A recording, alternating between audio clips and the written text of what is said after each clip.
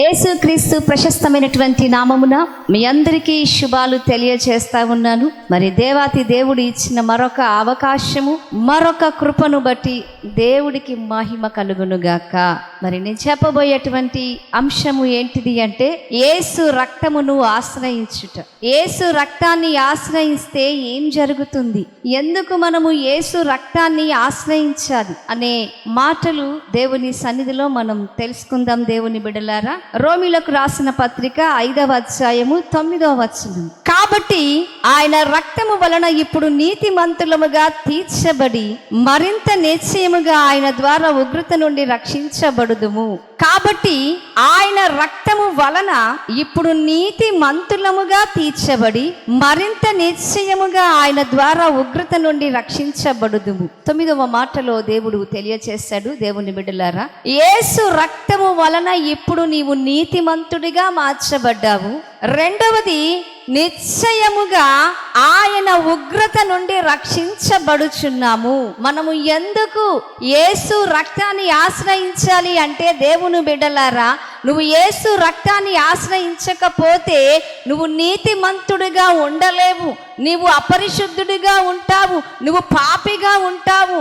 నీ జీవితము పాప సంబంధమైన జీవితముగా ఉంటుంది. కాబట్టే పాప సంబంధమైన జీవితాన్ని, అపరిశుద్ధమైన జీవితాన్ని పరిశుద్ధ పరిచేది ఏంటిది అంటే యేసుక్రీస్తు వారి రక్తము. కాబట్టి అపరిశుద్ధుడైనటువంటి, పాపి అయినటువంటి జీవితాన్ని మార్చుకోవాలి అనుకుంటే నువ్వు ఎవరిని ఆశ్రయించాలి అంటే యేసును ఆశ్రయించాలి, ఆయన రక్తాన్ని ఆశ్రయించాలి. చూడండి దేవుని బిడ్డలారా, ఈ లోకములో మనము పాత్రలు కడగడానికి, బట్టలు ఉతకడానికి, వస్తువులు శుభ్రం చేయడానికి, మరకలు పోవడానికి లోకములో అనేక రకాలైన డిటర్జెంట్లు వస్తున్నాయి, సోపులు వస్తున్నాయి, లిక్విడ్స్ వస్తున్నాయి. పాత్రలు మంచిగా శుభ్రం చేయడానికి వాటర్ని యూజ్ చేస్తే చక్కగా అవి శుభ్రపరచబడతాయి. మరి ఈ దేహానికి కలిగిన మలినమును, మురికిని తొలగించాలంటే ఏ డిటర్జెంట్ పనికి రాదు, ఏ లిక్విడ్ కూడా పని చేయదు. ఎంత కాస్ట్లీ లిక్విడ్ నువ్వు వాడుకున్నా నీ శరీరం మీద ఉన్న గాయ మచ్చలు మాత్రమే పోతాయి, కానీ నీ జీవితానికి, నీ ఆత్మకు ఉన్న మురికి మాత్రము తొలగించుకోలేము.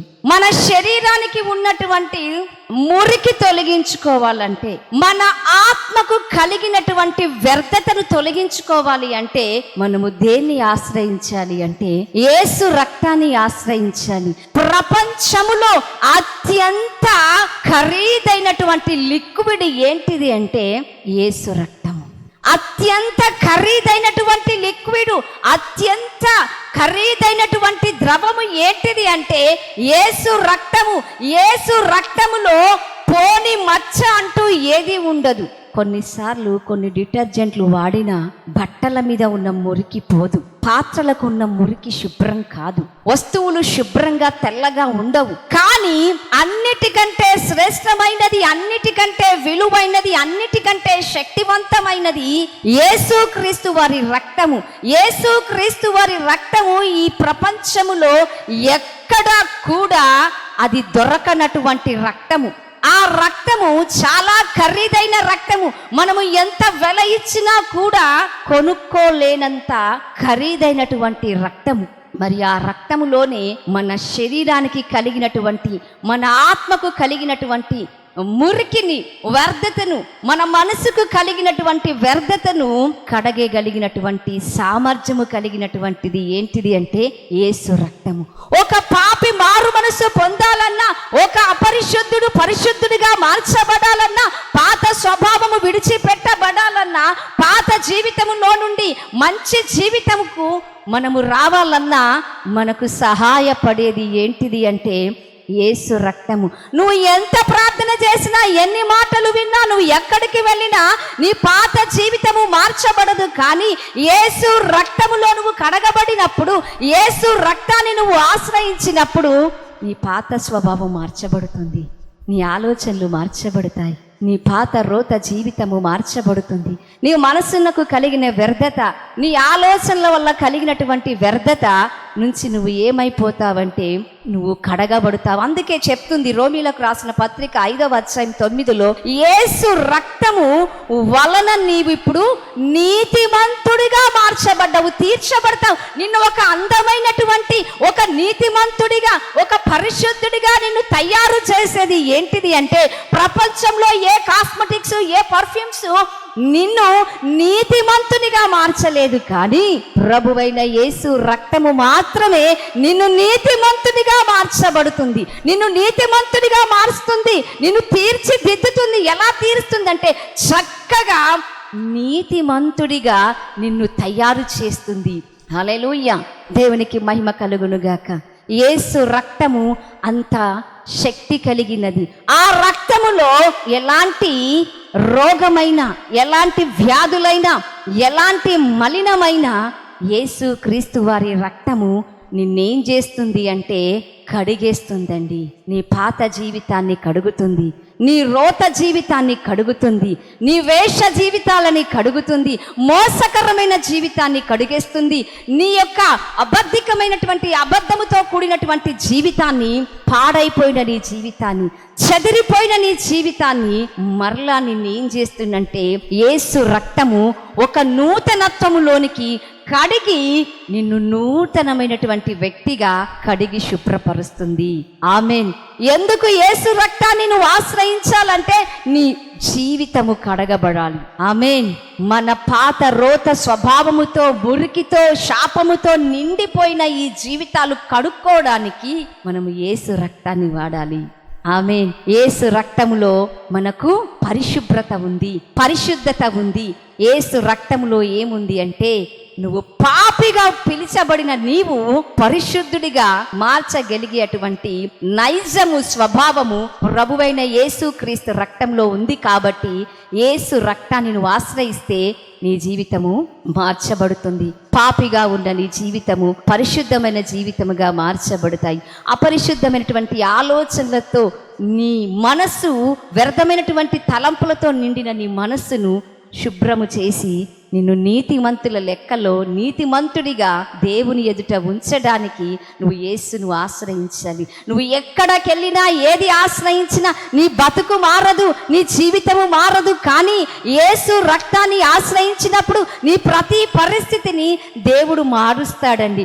అందుకోసము యేసు రక్తాన్ని నువ్వు ఆశ్రయించాలి. నీ బ్రతుకు మారడానికి ఆశ్రయించాలి, నీ ఆలోచనలు మారడానికి యేసు రక్తాన్ని ఆశ్రయించాలి. నీ జీవిత తలంపులు, నీ జీవితం యొక్క ఉండే విధానము మార్చబడాలి అంటే నువ్వు యేసు రక్తాన్ని ఆశ్రయించాలి. పాపపు స్థితిలో నుండి, శాపపు స్థితిలో నుండి, రోగకరమైనటువంటి స్థితిలో నుండి, అప్పుల స్థితిలో నుండి, వేదనకరమైన స్థితిలో నుండి, భయంకరమైనటువంటి దొంగ గల జిగట ఊబిలో నుండి నువ్వు పైకి రావాలి అంటే, నువ్వు ఉన్నతమైన శిఖరాలు ఎక్కాలి అంటే, ఉన్నతమైన జీవితము జీవించాలి అంటే నువ్వు ఎవరిని ఆశ్రయించాలి? యేసు రక్తాన్ని ఆశ్రయించినప్పుడు దేవుడు నిన్ను నీతిమంతుడిగా చేస్తాడు. నీతిమంతుని మీదికి, తల మీదికి ఆశీర్వాదాలు వస్తాయి. దేవుని బిడ్డలారా, ఎప్పుడైతే నువ్వు యేసు రక్తాన్ని నువ్వు ఆశ్రయిస్తావో దేవుడు నిన్ను నీతిమంతుడిగా చేస్తాడు. ఆ నీతిమంతుడు అన్ని విషయాల్లో దేవుడు వర్ధిల్లునట్లుగా దేవుడు కృప చూపిస్తాడు. హల్లెలూయా. ఇక రెండవది అదే మాటలో మనము చూద్దాము. మరింత నిశ్చయముగా ఆయన ద్వారా ఉగ్రత నుండి రక్షించబడుదుము. ఆమేన్. ఎంత చక్కటి అద్భుతమైన దేవుని మాట అండి. మరింత నిశ్చయముగా ఆయన ద్వారా ఉగ్రత నుండి రక్షించబడతాము. దేవుని ఉగ్రత నుండి మనం రక్షించబడతామండి. ఎందుకు అంటే బైబిల్ సెలవిస్తా ఉంది, పాపము మానలేని కన్నులు, పదే పదే పాపము చెయ్యాలి అని తలంచేటువంటి హృదయము, మనస్సు కలిగి మనం బ్రతుకుతూ ఉంటున్నప్పుడంట కీడు అకస్మాత్తుగా మన మీదికి వస్తుందంట. మరణము అకస్మాత్తుగా వస్తుంది. దేవుని ఉగ్రత, దేవుని తెగులు, దేవుని యొక్క భయంకరమైన శిక్ష మన మీదికి అకస్మాత్తుగా రాకుండా ఉండడానికి మనం ఏం చేయాలంటే, మన యొక్క ప్రతి దినము, ప్రతి చర్యలో యేసు రక్తాన్ని ఆశ్రయించాలి. ఎందుకంటే మరణ భయము ఉంటుంది, రోగ భయము ఉంటుంది, పాప భయము ఉంటుంది, శాప భయం ఉంటది. ఎప్పుడు ఏ రోజు ఏ మనిషి ఏ తెగులు చేత యొక్క భయంకరమైనటువంటి ఉగ్రతలో చనిపోతాడో తెలియదు. కానీ ఆ యొక్క దేవుని ఉగ్రతలో నుంచి, సాతాని వేసేటువంటి ఆ యొక్క ఉచ్చులో నుంచి నువ్వు తప్పించబడాలి అంటే నువ్వేం చేయాలి? దేవుని బిడ్డ, యేసు రక్తాన్ని ఆశ్రయించాలి. నిర్గమకాండము 12వ అధ్యాయము 13వ మాట మనం చూసుకుందాం. మీరున్న ఇండ్ల మీద ఆ రక్తము మీకు గుర్తుగా ఉండును. నేను ఆ రక్తమును చూచి మిమ్మును నశింప చేయక దాటిపోయేదను. నేను ఐగుప్తు దేశమును పాడు చేయుచుండగా మిమ్మును సంహరించుటకు ఏ తెగులు మీ మీదికి రాదు. ఆమేన్. మీరున్న ఇంట్ల మీద ఆ రక్తము మీకు గుర్తుగా ఉండును. నేను ఆ రక్తమును చూచి మిమ్మును నశింప చేయక దాటిపోయేదను. నేను ఐగుప్తు దేశమును పాడు చేయుచుండగా మిమ్మును సంహరించుటకు ఏ తెగులు మీ మీదికి రాదు. ఆమేన్. కీర్తన 91:10 దేవుడు సెలవిస్తా ఉన్నాడు, అపాయమేమియు నీ యొద్దకు రాదు, ఏ తెగులు నీ గుడారము సమీపించదు. ఎందుకో తెలుసా? ఎందుకు మనకు కీడు రాదు, ఎందుకు మనకు అపాయాలు రావు అంటే నువ్వు యేసు రక్తాన్ని ఆశ్రయించినప్పుడు కీడు అనేది నీకు దూరముగా పరిగెత్తుతుంది. నాశనము అనేది నీ యొక్క దరిదాపుల్లో లేకుండా దేవుడు చేస్తాడండి. ఆకస్మిక మరణాలు, ఆకస్మిక అపాయాలు, ఆకస్మిక యాక్సిడెంట్లు, ఆకస్మికమైనటువంటి విపత్తులు నీకు రాకుండా ఉండాలి అంటే నువ్వు దేన్ని ఆశ్రయించాలి? యేసు రక్తాన్ని ఆశ్రయించాలి. మనము ఇంట్లో నుంచి కాలు బయట పెడితే మళ్ళీ ఇంటికి వచ్చేదాకా ఏముండదంటే విశ్వాసం ఉండదు. పెద్దవాళ్ళు చెప్తా ఉంటారు, ఇంట్లో నుంచి వెళ్ళిన వాళ్ళు ఇంటికి వచ్చేదాకా నమ్మకం ఉండదండి అంటారు. అది లోకంలో ఉండేటువంటి వాళ్లకు. దేవుని బిడ్డలారా, కానీ మనమైతే యేసును ఆశ్రయిస్తే ఏ ఆకస్మికమైన ప్రమాదము, ఏ ఆకస్మికమైనటువంటి విపత్తులు, తెగుళ్ళు ఏవి కూడా నీ దరికి రావంట. ఇక్కడ దేవుడు చెప్తున్నాడు, ఐగుప్తు దేశమును పాడు చేయుచుండగా మిమ్మును నాశనము చేయుటకు ఏ తెగులు మీ దగ్గరికి రాదు. ఆమేన్. నువ్వు యేసు రక్తాన్ని ఆశ్రయిస్తే ఏ రోగమనే తెగులు నీ దగ్గరికి రాదు, ఏ అప్పులోనే తెగులు నీ దగ్గరికి రాదు, ఏ విధమైనటువంటి శ్రమలు, నిందలు నీ దగ్గరికి రాదు. ఎందుకో తెలుసా? దేవుడు మిమ్మల్ని రక్షిస్తాడు. ఆయన రక్తము ద్వారా మీకు రక్షణ కలుగుతుంది. ఆయన రక్తము ద్వారా నీకు విమోచన కలుగుతుంది. ఎందుకంటే ప్రభువైన యేసు క్రీస్తు వారి రక్తము అమూల్యమైన రక్తము, నిర్దోషమైన రక్తము, నిష్కలంకమైన రక్తము. అది గొర్రె పిల్ల అయిన యేసు క్రీస్తు వారి రక్తము. ఆ రక్తము చాలా శక్తి కలిగింది. పాపముతో పోరాడే శక్తి దేనికుందో తెలుసా? యేసు ప్రభు యొక్క రక్తానికి మాత్రమే ఉంది. నీ తరపున, నా తరపున పాపముతో పోరాడే శక్తి, అపవాదిని ఓడించే శక్తి ప్రభువైన యేసు క్రీస్తు వారికి ఉంది. కాబట్టి మన జీవితాలు కడగబడి నీతిమంతులుగా మార్చబడాలంటే యేసు రక్తాన్ని ఆశ్రయించాలి. ఏ తెగులు నీకు రాకూడదు, ఏ అపాయము నీ బిడ్డలకు నీకు రాకూడదు, ఏ విపత్తులు నిన్ను నాశనము చేయడానికి రాకూడదు అంటే నువ్వు యేసును ఆశ్రయించాలి. చాలా మంది అకాల మరణాలతో చనిపోతారు, ఆకస్మికమైనటువంటి విపత్తులతో చనిపోతారు. కానీ దేవుని బిడ్డలకు ఒక ధైర్యం ఏంటిదో తెలుసా? దావీదంటాడు, నాకు భయము వచ్చుచున్న కొలది నేను నిన్ను ఆశ్రయించుచున్నాను అంటాడు. ఎందుకన్నాడో తెలుసా? దావీదికి ఏదో ఒక రకమైన భయము, ఏదో ఒకటి దావీదును ప్రతిరోజు వెంటాడుతూ ఉన్నట్లు ఆయన ఆ సందర్భంలో ఏమన్నాడంటే, నాకు భయము కలుగుచున్న కొలది నేను నిన్ను ఆశ్రయిస్తాను.